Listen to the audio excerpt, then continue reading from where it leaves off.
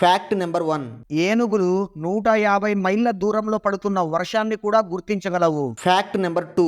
Cyber phobia అనే phobia ఉన్న వాళ్ళు కంప్యూటర్ను చూసినా లేదా కంప్యూటర్ దగ్గర కూర్చున్నా చాలా భయపడతారు. Fact number 3. కొంతమంది పిల్లలు తల్లి గర్భంలో ఉండగానే డ్రీమ్స్ అంటే కలలు కంటారంట.